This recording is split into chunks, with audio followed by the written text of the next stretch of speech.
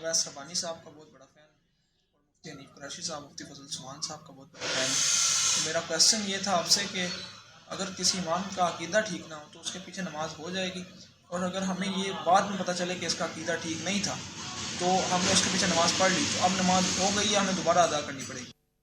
جی شکریہ. مفتی حنیف قریشی صاحب سے یہ سوال رکھتا ہوں، انہوں نے آپ کو سلام بھی کہا ہے، مجھے بھی وعلیکم السلام.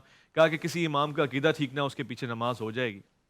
دیکھیں، بنیادی طور پر تو امام کا عقیدہ درست ہونا مقتدی کے اعتقاد میں، ہم فقہ حنفیہ کے نزدیک یہ اقتداء کی شرطوں میں سے ایک شرط ہے. اچھا.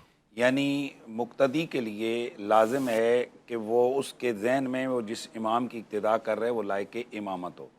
تو اگر ایک ایسا شخص ہے کہ جس کا عقیدہ ہی ٹھیک نہیں ہے، ضروریات دین کے حوالے سے، ضروریات جیسے ہم اہل سنت کے حوالے سے بات کرتے ہیں تو ضروریات اہل سنت کے حوالے سے، تو ایسے شخص کے پیچھے اگر نماز پڑھی گئی ہے تو وہ نماز ادا نہیں ہوگی.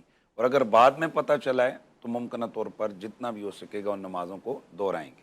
اچھا. وہ سورہ مریم میں جناب حضرت مریم کو حکم دیتا ہے ورکعوا مع الراکعین، وہاں پہ یہ تو حکم جماعت میں شامل ہونے کا ہے، یہاں پہ ہم کس بنیاد پہ الگ کر رہے ہیں؟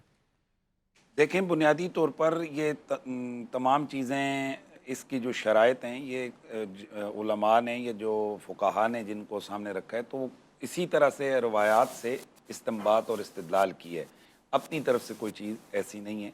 تو ظاہر ہے وہ جو امام ہے، جو امامت کے مصلی پہ کھڑا ہے، تو اس کی بہت ساری شرائط ہیں. ان شرطوں میں سے ایک شرط یہ بھی ہے کہ مثلا ایک امام کے پیچھے مقتدی کھڑا ہے، وہ کہہ رہا ہے اس ٹھیک ہے. کا عقیدہ ٹھیک نہیں ہے، اس کا وضو ٹھیک نہیں، تو اب اس کی نماز کیسے ہوگی کہ جو یہ سمجھ بھی رہا ہے کہ اس کا عقیدہ بھی ٹھیک نہیں اور اس کا وضو بھی نہیں، اس کا کپڑے بھی پاک نہیں، یا یہ لائق امامت ہی نہیں ہے، تو کیسے اس کے اس پیچھے نماز کرائٹیریا ہوگی؟ پہ پورا نہیں ہوتا.